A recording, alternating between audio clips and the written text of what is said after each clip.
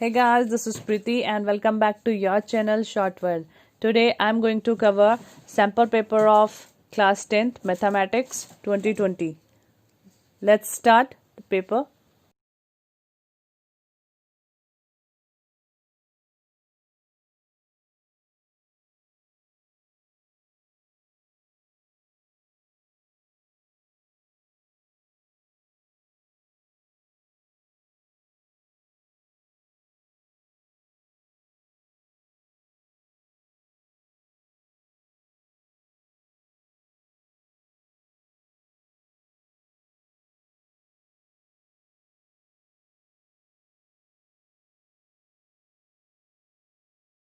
Question number 17 है।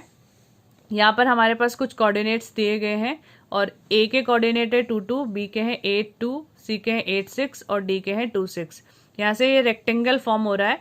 इस rectangle का एरिया मुझे फाइंड आउट करना है।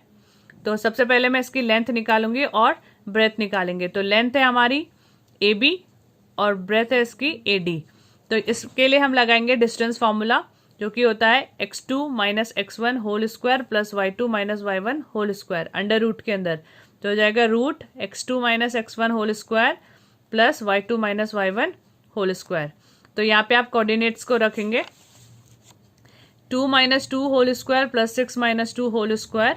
तो यहाँ पे 2 माइनस 2 तो 0 हो जाएगा, 6 माइनस 2 4 का स्क्वायर, तो रूट से बाहर आएगा तो ये 4 हो जाएगा। तो ए डी आपके पास 4 आ गया। इसी तरीके से आप बी को ए बी भी निकाल लेंगे। ए बी निकालोगे तो ये हो जाएगा 8 minus 2 whole square plus 2 minus 2 whole square. तो ये आपके पास आ जाएगा 6। जब आपके पास ए डी और ए बी आ चुके हैं तो आपने इसको एरिया निकाल लिया एल इंटू बी करके। तो ये आ जाएगा 24 सेंटीमीटर स्क्वायर। तो आपको इतना लंबा करने की जरूरत नहीं है। आपने इसमें आप ऑप्शन दिए गए हैं एमसीक्यूज है ये, तो आप डायरेक्ट इसमें आंसर लिखोगे 24 सेंटीमीटर स्क्वायर। बी है, इसमें कॉस्ट पूछी गई है। क्वेश्चन नंबर जो सेकंड है इसका, if cost of 1 centimetre of board is 8 rupees then find the cost of board. तो 1 मीटर का आपका पास 1 सेंटीमीटर स्क्वायर दे रखी है आपके पास 8 रुपीज की। तो 24 को हम 8 से मल्टीप्लाई कर लेंगे तो 192 रुपीज आपके पास आएगा।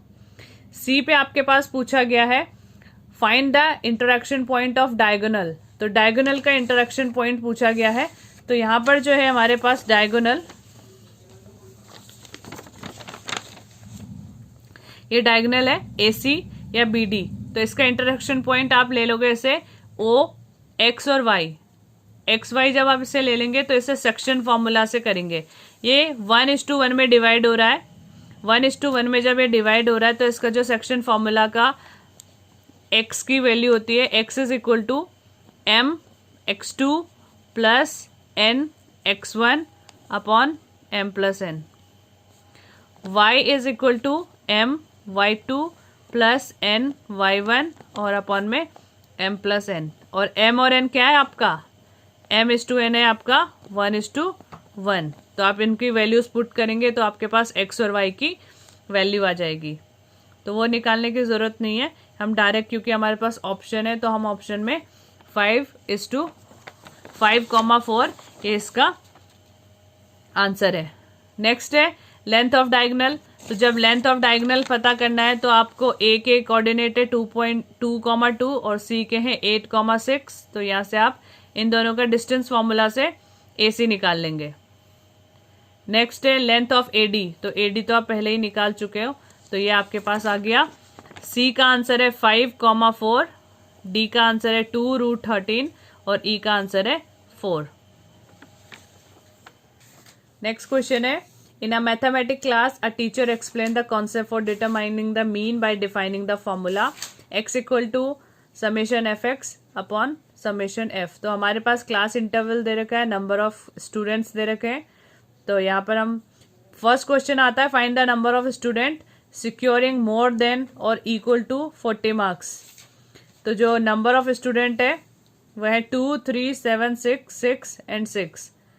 तो यहाँ पर मोर देन 40, तो 40 वाला इंटरवल देखो 40 to 55 है, 55 to 70 है, 70 to 85 और 85 to 100 है।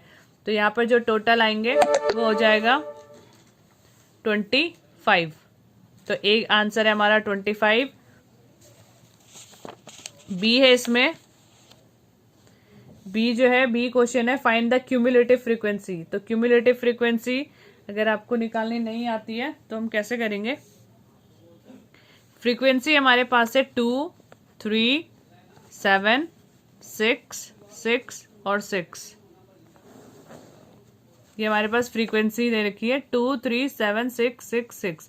तो जब हम इसको क्यूमुलेटिव फ्रीक्वेंसी निकालेंगे तो क्यूमुलेटिव फ्रीक्वेंसी निकालने के लिए पहले वाली जो फ्रीक्वेंसी उसको एज इट इज लिखेंगे, उसके बाद इसको क्रॉस में ऐड कर लिए 2 + 3 5, 5 + 7 12, 12 + 6 18, 18 + 6 24 और 24 + 6 30। तो ये हमारी क्यूमुलेटिव फ्रीक्वेंसी हो जाएगी। तो अब इस तरह से निकाल लेंगे। तो यहाँ पे पूछा है find the cumulative frequency value in the interval 40 to 55। तो 40 और 55 में क्यूमुलेटिव फ्रीक्वेंसी कितनी आ रही है 12। तो हमारी 12 हो जाएगा इसका आंसर। नेक्स्ट है क्यूमुलेटिव फ्रीक्वेंसी टेबल से आप कौन सा मेजरमेंट करते हो, किसको डिटरमाइन करते हो। Central measurement can be determine. तो क्यूमुलेटिव फ्रीक्वेंसी से हम मीडियन को फाइंड आउट करते हैं। तो इसका आंसर है मीडियन। नेक्स्ट है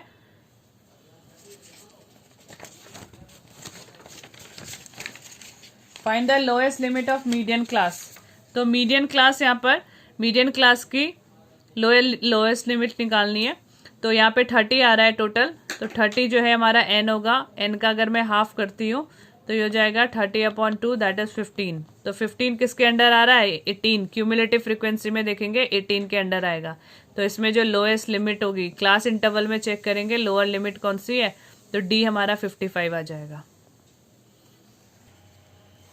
नेक्स्ट क्वेश्चन है, यहाँ पे हम किसी पीक को देख रहे हैं। अगर मैं रोड से, ये रोड है, यहां से इस पीक को देखती हूँ तो यहां से जब हम किसी का टॉप देख रहे हैं तो ये होता है हमारा angle of elevation, angle of elevation. और जब यहां से हम किसी चीज को नीचे की तरफ देखते हैं तो ये होता है एंगल ऑफ डिप्रेशन। तो क्वेश्चन ही यही है, A student standing on a road saw toward the peak. The angle between his eye and peak will be। तो पहला आंसर होगा इसका एंगल ऑफ एलिवेशन। उसके बाद नेक्स्ट वाले में हो जाएगा angle of depression. Next question है in any right angle triangle is the sum of square of 2 sides is equal to the square of third side. ये स्टेटमेंट दी है पाइथागोरस थ्योरम से। 1060 की जो वैल्यू होती है वो होती है √3। तो ये आपका फोर्थ का आंसर √3। नेक्स्ट है क्वेश्चन नंबर 20। क्वेश्चन नंबर 20 में आपके पास एक पैराबोलिक एक वो दे रखा है, पाथ दे रखा है जिसमें कि कार है इस तरह से मूव कर रही है। तो ये एक पैराबोला बना रही है। तो पहले का आंसर तो है पैराबोलिक। उसके बाद है x² - 7x + 12। ये जो इक्वेशन है इसमें इसके रूट्स पूछे हैं। तो 12 के ऐसे फैक्टर जिन्हें ऐड करके 7 आए तो हमारे पास क्या आएंगे 4 और 3। 4 और 3 है, जिनको कि ऐड करूंगी तो 7 आएगा और मल्टीप्लाई करेंगे तो 12 आएगा। तो यहाँ से हम x को कॉमन ले लेंगे तो x - 4 और दूसरे में x - 4। तो जिसके रूट बने वो क्या बने x - 4 x - 3। तो इसके रूट जीरोज आ जाएंगे 4 और 3। उसके बाद है the path trace by the car whose zeros दे रखे हैं। हमारे पास जीरोज हैं 2 और 4। तो 2 और 4 दे रखा है जीरोज। तो इक्वेशन होती है x² - sum of zeros into x plus product of zeros. तो सम जीरोज का सम कर लेंगे और प्रोडक्ट कर लेंगे, उसमें वैल्यू पुट करेंगे तो इक्वेशन x² + 2x - 8 बनेगी हमारी। उसके बाद find the number of zeros of the curve from A to E। तो यहाँ पे हो जाएंगे 2।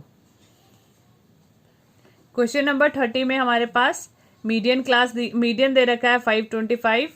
x और y जो है फ्रीक्वेंसी में x और y मिसिंग है और इसकी टोटल फ्रीक्वेंसी है 100। सम ऑफ फ्रीक्वेंसी है 100। तो हमें फाइंड आउट करना है x और y। तो यहाँ पे क्लास इंटरवल देखो 0 to 100, 100 to 200, इसी तरह से 200 to 300, 300 to 400, 4 to 5, 5 to 6, 7, 900 to 1000 तक दिया हुआ है। FI हमें दिया है 2, 5, X, 12, 17, 20, Y, 9, 7 एंड 4। तो सबसे पहले हम क्यूमुलेटिव फ्रीक्वेंसी निकालेंगे। क्यूमुलेटिव फ्रीक्वेंसी के लिए यहाँ पर है 2, फिर 2 + 5, इस तरीके से ऐड करेंगे। 2 + 5 7, 7 + X, 7 + X 12, फिर ये इस तरह से क्रॉस में ऐड करते चले जाओ ये। तो लास्ट में जो हमारे पास वैल्यू आई वो आई है 76 + X + Y, और ये कितने के इक्वल है? 100 के इक्वल है। तो इसे मैं 100 के इक्वल रख रही हूँ, 76 + X + Y। तो ये है आपके पास 76 + X + Y = 100। X + Y की वैल्यू निकल जाएगी यहाँ से 100 - 76, तो ये हो जाएगा 24। ये इक्वेशन फर्स्ट। उसके बाद हमारे पास n है 100, तो n/2 हो जाएगा 50। 50 को हम चेक करेंगे, या हमारी मीडियन जो क्लास है, मीडियन क्लास क्या है? 525 हमें दिया हुआ है मीडियन, तो 525 500 और 600 के बीच में आएगा, तो ये हमारी मीडियन क्लास हो जाएगी 500 to 600। तो यहाँ पर फॉर्मूला हम डायरेक्ट पुट करेंगे, L + n/2 - CF/F × H। ये मीडियन का फॉर्मूला है। L होता है आपका जो मीडियन क्लास है उसकी लोअर लिमिट, यानी कि 500। H होता है इन दोनों के बीच का डिफरेंस, 600 - 500 दैट इज 100, तो H आपका आ गया 100। CF होगा आपका जो मीडियन क्लास है, ये जो मीडियन क्लास है 500 और 600 वाली, इसका जो प्रीवियस CF है, यानी कि ये 36 + X, ये आपका CF हो जाएगा। और F होगा आपका मीडियन क्लास की फ्रीक्वेंसी। तो यहाँ पर हमने लिखा है CF = 36 + X और F है हमारा 20। तो इसको वैल्यू पुट कर लेंगे। तो ये मैंने यहाँ पर वैल्यू पुट करेंगे। मीडियन हमें दिया हुआ है 525, L की वैल्यू रख दी मैंने 500, और ये हमारा n/2, ये है CF, और ये है मेरा F, और ये H। तो इसको कैंसिल आउट किया। उसके बाद इनको 500 को मैं यहाँ 525 से माइनस करेंगे, तो यह आ जाएगा 25। 50 से 36 को माइनस किया तो 14, माइनस में X और मल्टीप्लाई में 5। इसको कैंसिल आउट कर लिया। 25 से 25 और 5 को तो बचा 5, 14 - X है, तो ये X = हो जाएगा 14 - 5 = 9।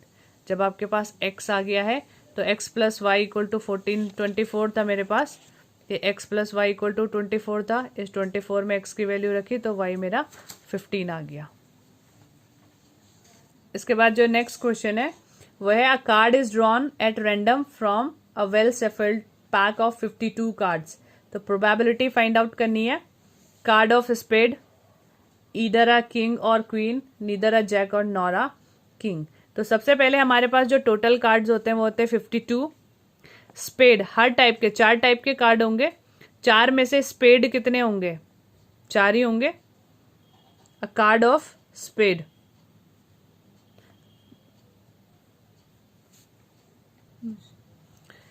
टोटल जो कार्ड्स होंगे वो हमारे पास होंगे 52। स्पेड होंगे, हर टाइप 4 टाइप के कार्ड होते हैं, तो हर टाइप के 13 कार्ड होंगे। स्पेड होंगे हमारे पास 13। तो probability of getting spade 13 card, 52 में से 13 के निकलने के चांसेस क्या होंगे? 13 ही होंगे। तो 13/52 total favourable chances upon total chances. तो फेवरेबल है 13, टोटल है 52, तो ये हो जाएगा 1/4। इसका सेकेंड पार्ट है, ईदर अ किंग और अ क्वीन, या तो किंग हो या फिर क्वीन हो। तो 4 टाइप के कार्ड होते हैं। 4 टाइप के कार्ड्स में से 4 तो किंग होंगे, 4 क्वीन होगी। तो टोटल प्रोबेबिलिटी इनकी फेवरेबल क्या हो गए? फेवरेबल केसेस हमारे पास 8 हो गए। तो किंग हमारे पास 4 है, क्वीन भी हमारे पास 4 है, तो ये 8 हो जाएंगे। टोटल कार्ड है 52, टोटल जो कार्ड है वो 52 है, तो 8/52 यानी कि 2/13। इसी का नेक्स्ट क्वेश्चन है,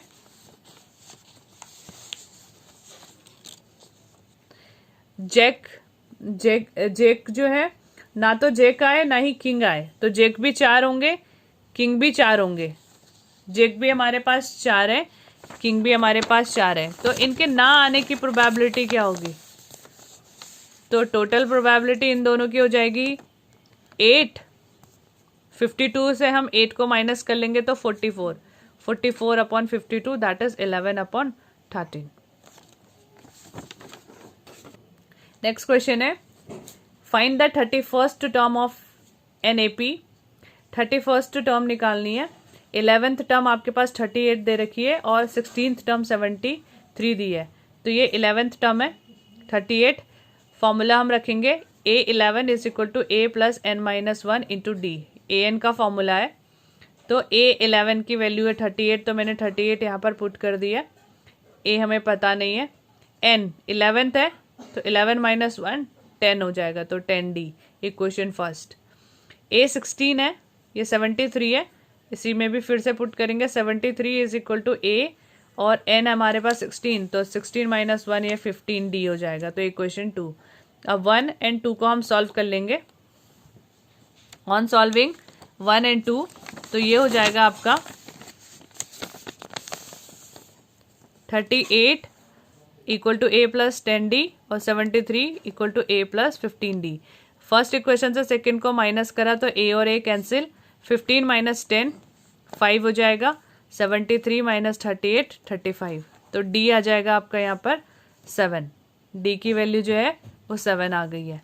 इस D की वैल्यू को हम पुट कर लेंगे यहाँ पर 38 is equal to A plus 10 into 7, तो यहाँ से आपका A फाइंड आउट हो जाएगा -32। अब आपके पास A भी है और D भी है, तो हम आगे कर लेंगे।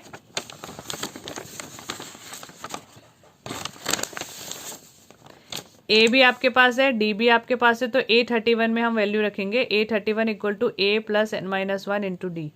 -32 इंटू 30 इंटू 7, -32 प्लस 30 इंटू 7, तो ये वैल्यू आ जाएगी आपकी A31 की 178।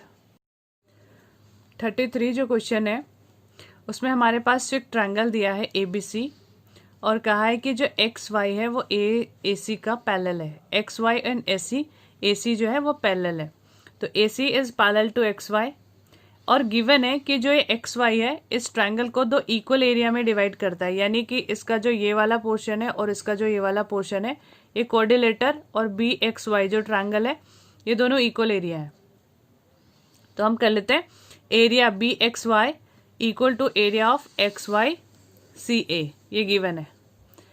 तो ABC का अगर मैं एरिया लूं तो ABC का एरिया कितना हो जाएगा, दो पार्ट में डिवाइड हो गया, तो मैं इसको XYCA को क्या लिख सकती हूँ BXY, तो यहाँ पे ABC is equal to 2 twice of area BXY, इसको दो पार्ट में डिवाइड कर दिया। तो XY और AC जो है वो क्या है, हमारे पैरेलल है, तो जब पैरेलल है तो ये वाला एंगल ये वाला इस वाले एंगल के इक्वल होगा, कॉरस्पॉन्डिंग एंगल्स आर इक्वल, ये वाला एंगल इस वाले एंगल के इक्वल होगा और ये एंगल तो दोनों में कॉमन हो गया, यानी ABC और BXY ट्रायंगल में दोनों। तो हम इसे ये भी बोल सकते हैं कि बाय AA या फिर बाय AAA ये दोनों ट्रायंगल BXY और ABC क्या होंगे, सिमिलर होंगे। और जब ये सिमिलर हो गए हमारे पास, तो मैं कहूंगी area of BAC upon area of BXY, जो एरिया है BAC का एरिया और एरिया ऑफ BXY, इन दोनों का रेशियो किसके इक्वल होगा, BA square upon BX square. ये थ्योरम है हमारी, एरिया ऑफ दो सिमिलर ट्रायंगल का जो एरिया होता है उनकी साइड के कॉरस्पॉन्डिंग साइड के स्क्वायर के इक्वल होता है, उसके रेशियो के इक्वल होता है स्क्वायर के। तो यहाँ पर ये थ्योरम आ गई। अब BAC अपॉन BXY, ABC का जो एरिया है वो कितना है, टॉइस ऑफ BAX, तो यहाँ पर टॉइस ऑफ BAX रखूंगी तो BX से BX कैंसिल हो गया, बचा 2 is equal to BA square upon BX square, यहाँ पे ये √2 आ जाएगा, स्क्वायर से यहाँ हटेगा तो यहाँ पे रूट आ जाएगा, तो ये बना BA इक्वल टू √2 BX को हम ब्रेक करके क्या लिख सकते हैं, BA माइनस AX, अंदर मल्टीप्लाई करूंगी BA को एक साइड लेके चले गए, तो ये बना √2 - 1 BA इक्वल टू √2 AX। तो यहाँ से AX और AB का रेशियो आ जाएगा AX upon AB equal to √2 - 1 upon √2। यही हमें फाइंड आउट करना था। 34th जो क्वेश्चन है, कहता है speed of boat x kilometre per hour ले ली, speed of stream y kilometre per hour है। अब अप स्ट्रीम क्या होता है? जब हम बोट के साथ साथ जा रहे हैं, यहाँ ये बोट है और ये नदी नीचे की तरफ आ रही है, तो दोनों की स्पीड क्या होती है? ऐड हो जाती है। इसे हम बोलते हैं डाउन स्ट्रीम। ये है डाउन स्ट्रीम, क्योंकि नीचे की तरफ जब बोट आती है तो पानी भी उसे नीचे की तरफ धकेल रहा है, तो दोनों की स्पीड क्या होती है? ऐड हो रही है। x + y हो जाएगा। जब बोट ऊपर की तरफ जा रही है तो पानी उसे नीचे की तरफ धकेल रहा है, तो यहाँ पर अप स्ट्रीम x - y हो जाता है। तो अप स्ट्रीम आपका हो गया x - y kilometre per our, down stream हो गया x + y kilometre per our. अब हमने 1/x - y को ले लिया A, 1/x + y को ले लिया B। अब अप स्ट्रीम जा रहा है वो 30 किलोमीटर, तो ये हो जाएगा distance upon speed equal to time. ये कहाँ जा रहा है? Downstream. Downstream kilometre, distance upon speed, और दोनों में टोटल टाइम जो ले रहा है वो ले रहा है 10 घंटे। यानी कि 30 किलोमीटर ऊपर जाने में और 44 किलोमीटर नीचे आने में जो टाइम ले रहा है वो है 10 आवर्स। तो ये हो जाएगा 30/A। 30/x - A है तो 1/x - A आपका A है, तो 30A हो गया। ये 44B हो गया इक्वल टू 10। इसको सॉल्व कर लेते हैं, तो ये हो जाएगा 120A + 176B equal to 40। Next equation जो बनेगी वो ये है 40/x - y + 55/x + y equal to 13। इसको लिखा 40A, 55B और ये हो गया 13। अब ये 40 को 120 बनाऊंगी तो 3 से मल्टीप्लाई करना पड़ेगा, तो 3 से मल्टीप्लाई कर देंगे पूरी इक्वेशन को। जब ये 3 से मल्टीप्लाई हुआ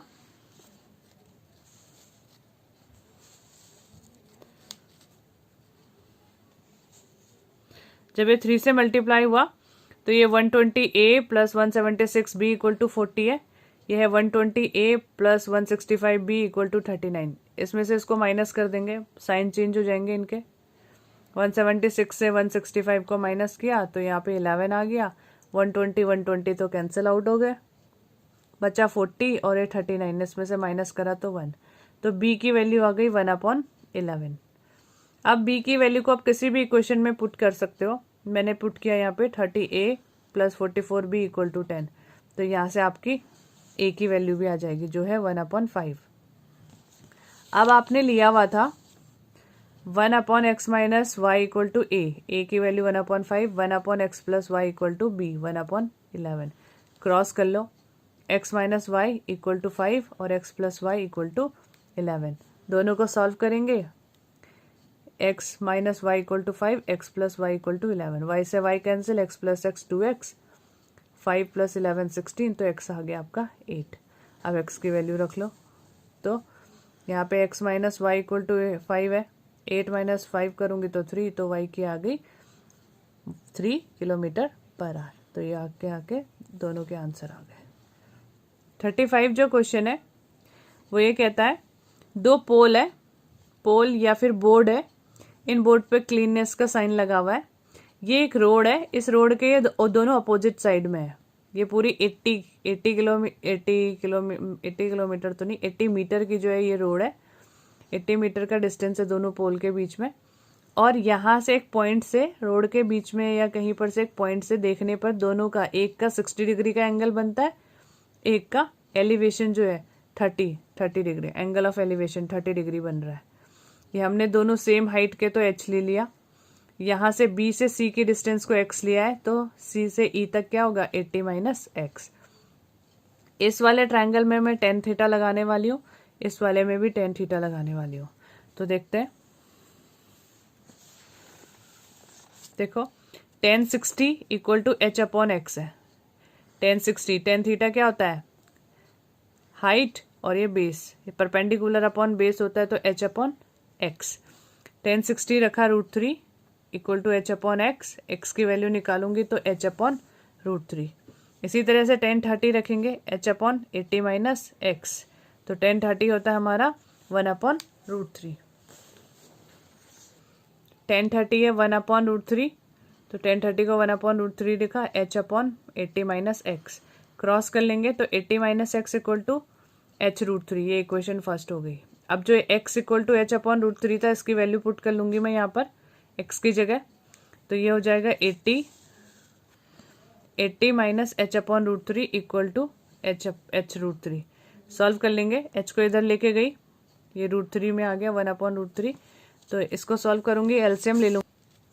80 is equal to 3h plus H upon में √3, तो 4h अपॉन √3, एच की वैल्यू निकालूंगी तो 4 से 80 कैंसिल हो जाएगा 20 अपॉन √3, और x कितना था हमारा, x था हमारा h √3, तो h की जगह रख दो 20 अपॉन √3, तो यहाँ पे कैंसिल आउट हो जाएगा और x की वैल्यू आ गई 30 और दूसरी वाली वैल्यू आ जाएगी 60। तो यानी कि ये जो पॉइंट थे BC की डिस्टेंस हो गई हमारी 20 और यहाँ से यहाँ तक की डिस्टेंस हो गई 60। तो ये आपका 35वां क्वेश्चन था।